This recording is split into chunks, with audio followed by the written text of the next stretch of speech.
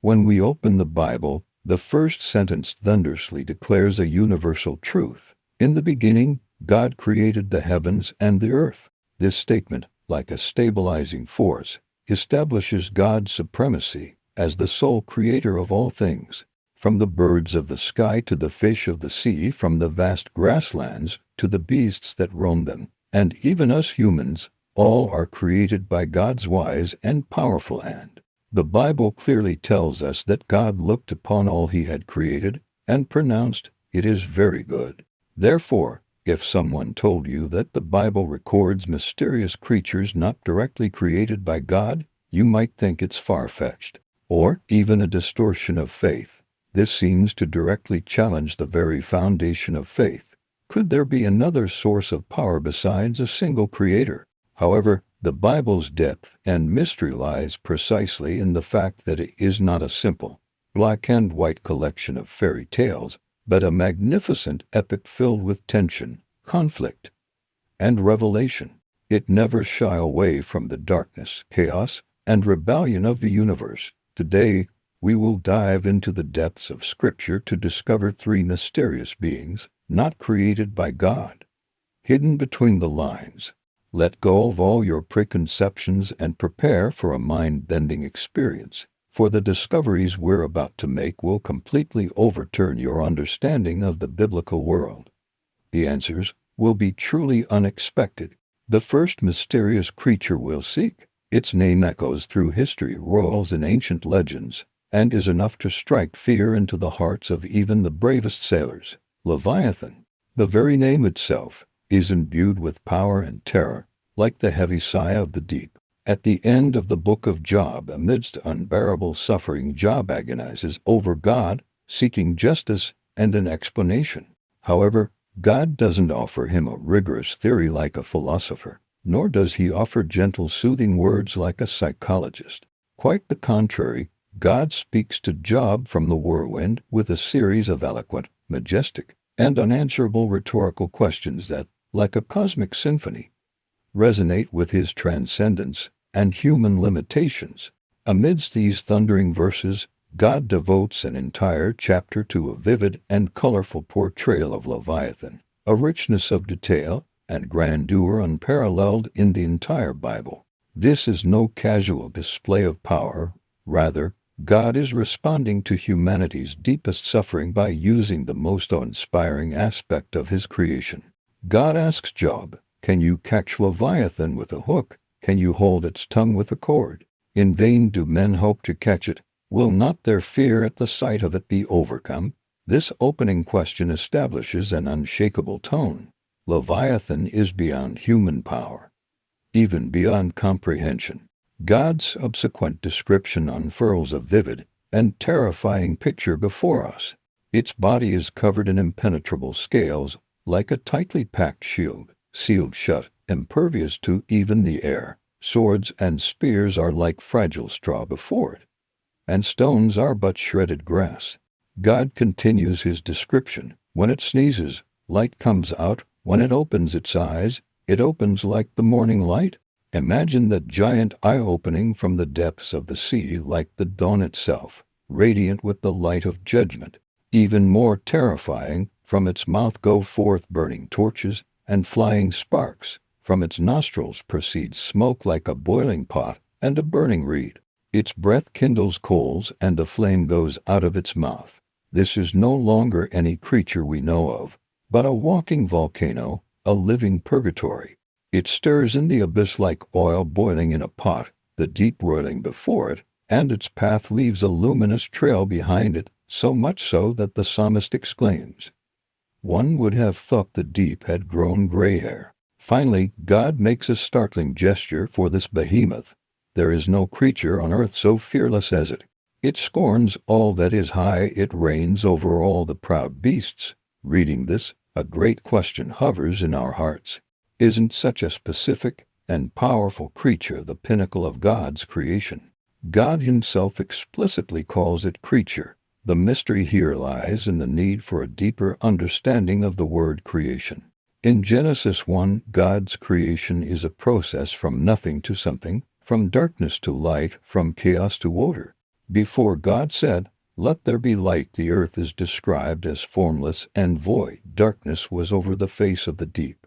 In the cultural context of the ancient Near East, the deep and darkness here did not represent a tranquil void, but rather a primordial, untamed, hostile, and destructive chaotic force. Many biblical scholars believe that Leviathan is the personification of this primordial chaotic force, the physical manifestation of the darkness over the face of the deep. It was not a species meticulously designed from scratch by God on a single day in creation week, like cattle, sheep, birds, and fish. Rather, it represents the violent, disordered forces of the deep at the beginning of creation, which opposed divine order. Therefore, God's creation of Leviathan can more accurately be described as a form of conquest and restriction. This is repeatedly confirmed in the Psalms. The psalmist praises God, saying, "You stirred up the sea with your power, you crushed the heads of sea monsters in the waters. You crushed Leviathan's head and gave it to the beasts of the wilderness as food." Here, the relationship between God and Leviathan is not a tender one between creator and creature, but rather one between conqueror and conquered. God is not Leviathan's father, but its conqueror. By defeating this behemoth, representing chaos, God establishes his cosmic order. This is like a great king who consolidates his kingdom and demonstrates his authority by quelling rebellion, not by creating it. Leviathan's existence serves precisely to highlight God's unrivaled and transcendent power.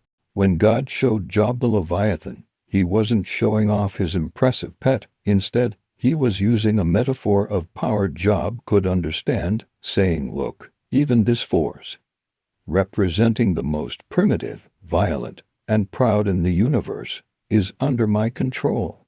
I can crush its head and manipulate it. So, aren't the seemingly chaotic suffering and confusion you experience even more under my control?" So, from this profound perspective, the Leviathan wasn't a creature created by God for ornamental or ecological purposes in a harmonious world where all is well. Rather, it was a relic from before cosmic order was established, an embodiment of chaos defeated and restrained by God's mighty power. Its very existence was the remnant of an ancient battlefield, a constant reminder to later creations that the light, peace, and order we enjoy are not to be taken for granted but the fruits of God's victory over profound darkness and chaos. It is not a work meticulously constructed from a blueprint by God, but rather the profound, unruly, yet ultimately mastered background before God unleashes the light of order upon the canvas of the universe. Therefore, to say it is uncreated by God means that it does not originate from God's active, orderly, and beautiful creative intent, but rather represents a primordial force that opposes this. In God's creative sequence, it plays the role of opposition and conquered. Does this first answer make you reconsider the epic story behind the word creation?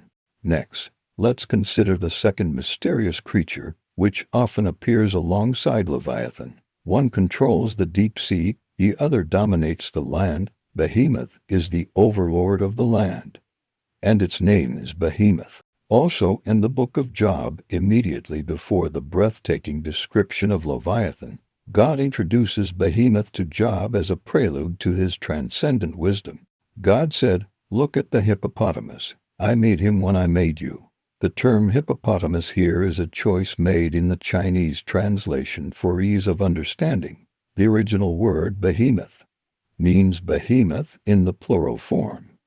Behemoths, meaning behemoth, or beast, indicating its enormous size, and depicting an image far beyond the docile hippos we see in today's zoos.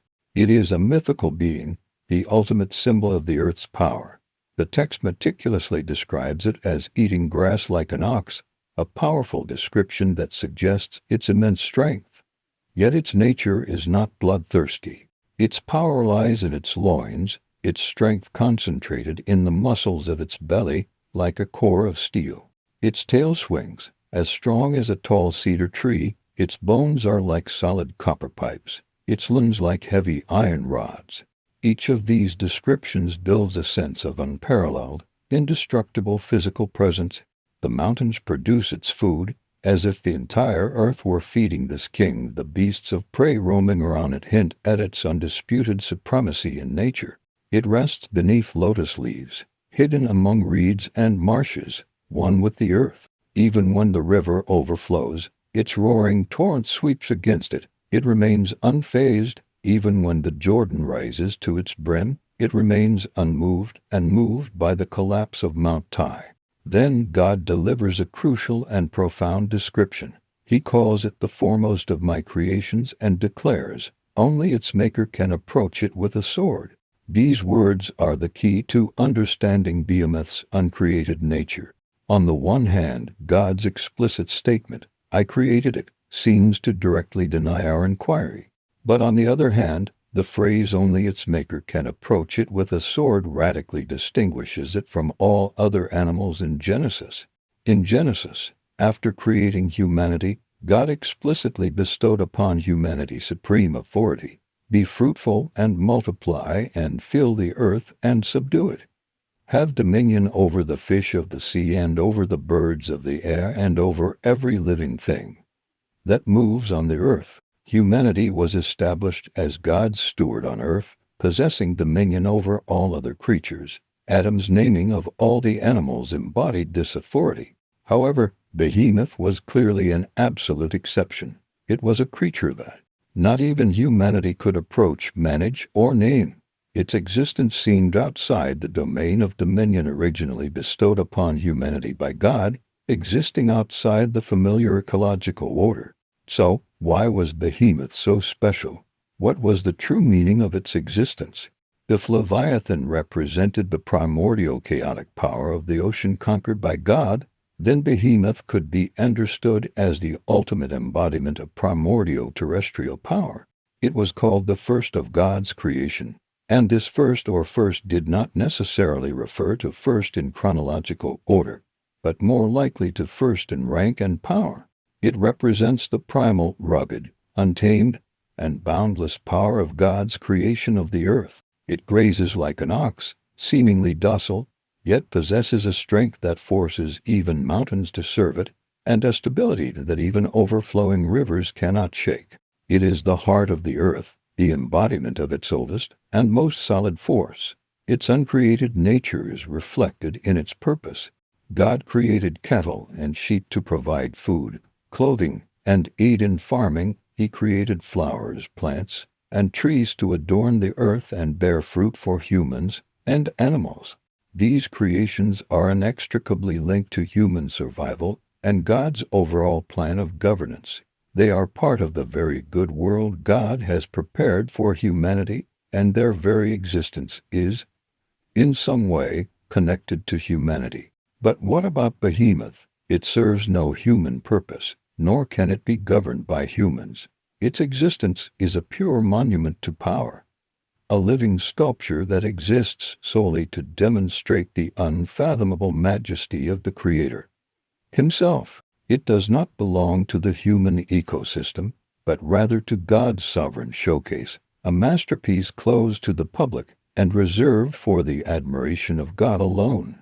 We can try to understand it this way. Before creating the world we know and understand, the Edenic homeland prepared for humanity, God first laid down certain fundamental laws and forces within the universe. Behemoth is the embodiment of this primordial foundational power. It was created by God, but not to be integrated into the Edenic order we know, and trusted to human stewardship. Its creation is more like an independent, unknown creative event existing solely as a circumstantial evidence of God's absolute power. It is like a magnificent temple standing in uninhabited territory, closed to pilgrims. Its very existence silently proclaims to the entire universe the greatness and immeasurable power of its builder. Therefore, when we say Behemoth is uncreated by God, we mean that it is not part of the creative sequence of God's homeland for humanity. It is an outsider, a being from an older, more primordial plane of creation. Its existence challenges our anthropocentric view of creation. Its silent yet immensity reminds us that God's creation is far more vast and mysterious than we imagine. The meaning of some creations may lie solely in a dialogue between God and himself, with humans merely distant, awestruck spectators, permitted only a glimpse. Does this answer fill you with a sense of awe beyond human comprehension, prompting a renewed humility before God's creation? Now, let's turn to the third most central, most pervasive, and most astounding mysterious creature. It lacks the massive size of Leviathan, which churns the deep seas, or the might of Hemos, which shakes the mountains and rivers. Yet its influence, like the most virulent virus, has permeated human history and continues to profoundly impact every individual, every family, and every society today. It is the ancient serpent in the Garden of Eden. In Genesis 3, this serpent's appearance is strikingly abrupt and eerie. In a perfect world, described by God as very good, everything coexisted harmoniously. Adam and Eve walked closely with God, and death and corruption had not yet entered the world. It was in this environment that the serpent quietly made its appearance. The Bible describes it with a seemingly simple yet profound phrase.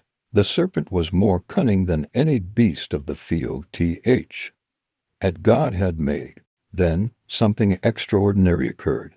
The serpent began to speak. Not only could it speak, but it also possessed immense intelligence, meticulous logic, and a sinister mind. It was well versed in God's words, yet it dared to openly question and distort them. It posed a question to Eve that would cause a huge uproar in human history. Did God really say, "You shall not eat from every tree in the garden"? By exaggerating the scope of God's prohibition, it cleverly planted the first seed of doubt in Eve's heart. Then it bluntly denied God's judgment, declaring, "You will not surely die," and with the most deadly temptation. It struck at the heart of human pride. For God knows that in the day you eat of it your eyes will be opened, and you will be like God, knowing good and evil. Ultimately, its seduction succeeded, and the first human pair broke their covenant with God and fell. From then on, sin and death flooded into the once perfect world like a flood. This question goes to the heart of faith. Who created the serpent? If it was created by God, then why would God create such a cunning, talking, and malicious creature, and precisely place it in the perfect environment of the Garden of Eden? This seems to contradict God's perfect goodness and his non-temptation of man. If it was not created by God, then where did it come from? Doesn't this imply the existence of an independent source of evil in the universe, parallel to God? This, in turn, contradicts the doctrine that God is the sole and supreme creator. It's a seemingly unsolvable theological dilemma. The answer here holds the key to unlocking the entire biblical story of redemption, and it represents the most unexpected and crucial discovery of our exploration. The serpent, biologically speaking, was merely an animal created by God, but the ancient serpent in the Garden of Eden was far more than a mere reptile. It was a vehicle, a tool possessed and manipulated by a higher, more ancient, and more depraved spirit. It was a puppet, a marionette enacting a deadly drama, and the being pulling the strings behind it is the third and most profoundly uncreated mysterious creature we are truly seeking. In subsequent revelations, like the gradual unveiling of a detective novel, the Bible gradually reveals the true identity of this mastermind. Thousands of years later, in the book of Revelation, the aged apostle John is caught up to heaven in a vision. He witnesses great battle in the spiritual realm. A great red dragon battles Michael and his angels, ultimately defeated and cast to the earth. John then used a groundbreaking statement to clearly identify the dragon.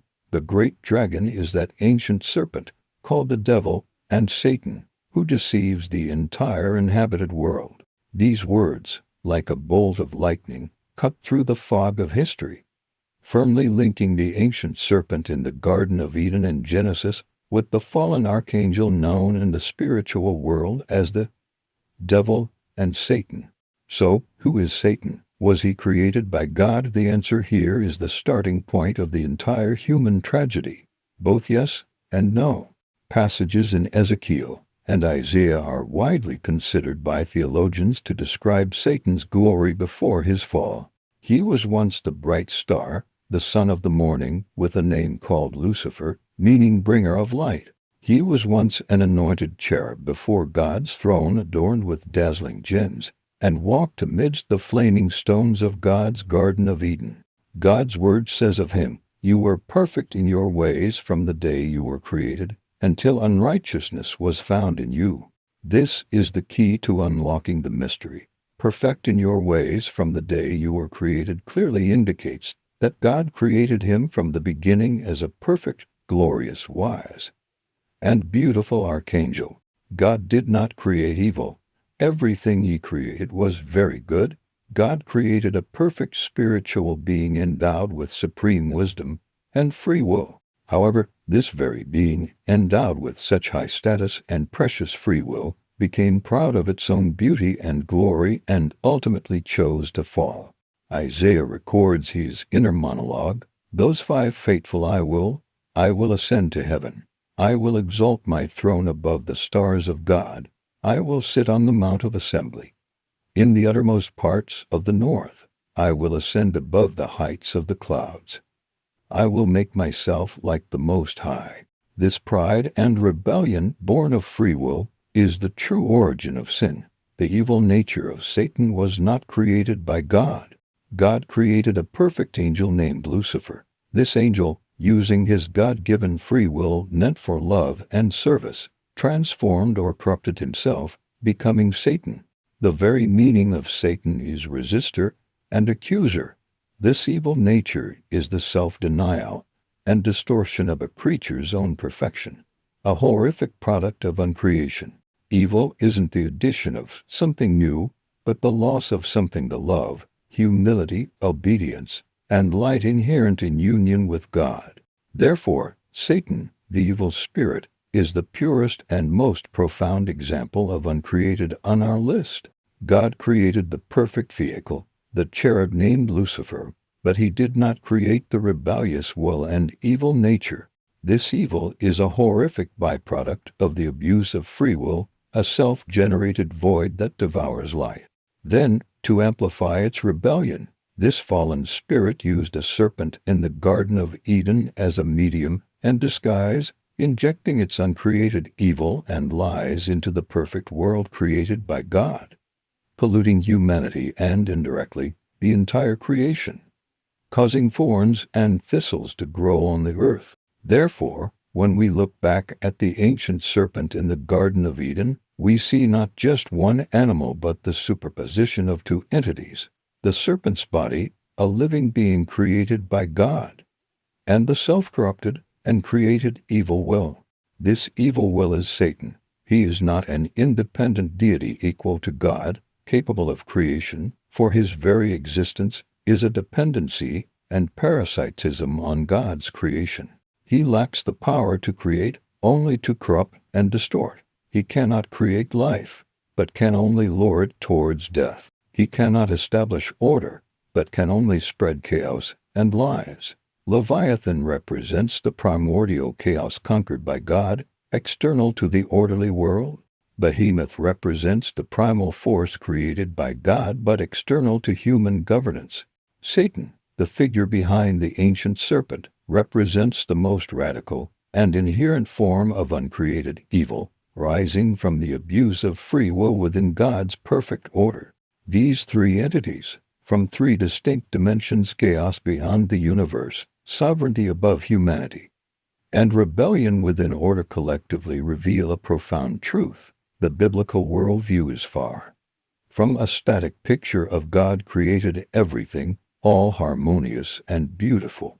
It is a dynamic, and ongoing grand stage. On this stage, God is not only the creator but also the builder of order, the conqueror of chaos, the judge of rebellion, and most importantly, the redeemer of the fall. Far from diminishing God's creative sovereignty, the existence of these 3 mysterious beings demonstrates God's omnipotence, wisdom, and unfathomable plan in an even more striking way. His power is manifested not only in creating something from nothing, but also in his control of chaos, his judgment of pride, and his ultimate victory over the most stubborn forms of evil born of rebellion. Their existence provides the essential context and tension for the subsequent story of redemption throughout the Bible.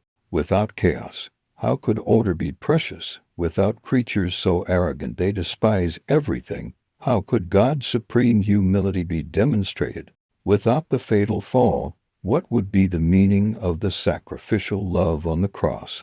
So, when you encounter these seemingly bizarre, even unsettling creatures in the Bible, please don't simply dismiss them as outdated myths and legends.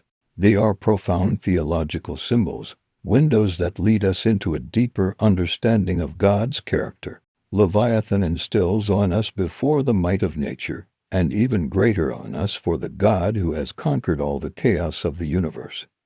Behemoth instills humility in us before the wonder of creation, recognizing that God's creation far exceeds our understanding and utilitarian purposes. And the ancient serpent and Satan behind it remind us of the reality and terrible destructive power of sin, and thus, even more to long for and cherish the hard-earned, ultimate redemption God has provided for us in Christ. This, perhaps, is the most unexpected and precious revelation. These mysterious creatures, not created by God, inspired by God, and recorded in the Bible, have left for believers throughout history. Today's sharing may give you a fresh perspective on familiar verses, or even bring you some cognitive shock. But this is precisely the charm of in-depth Bible reading. Just when we think we understand it, it reveals deeper and broader dimensions. It challenges our comfortable understanding, shatters our simplistic theology, and ultimately directs our gaze to the majestic and loving God who transcends all things, controls all things, and understands them from a broader, more mature, and more reverent perspective. The complexity of God's creation, his ultimate sovereignty over evil, and his magnificent and wondrous plan of redemption throughout human history. These mysterious creatures are like the essential low chords in the cosmic symphony. They exist not to make noise, but to enhance the splendor, the resounding, and the heart-shaking power of the triumphal melody that will ultimately unfold in the restoration of all creation. If today's sharing has inspired you and given you a new understanding of this ancient yet infinitely vibrant classic, please don't hesitate to like and subscribe. Please also share this unexpected discovery with your friends who are equally curious about the truth. Let us together, on this wondrous journey of exploring God's Word, be constantly challenged, grow in awe, and be illuminated by the eternal light.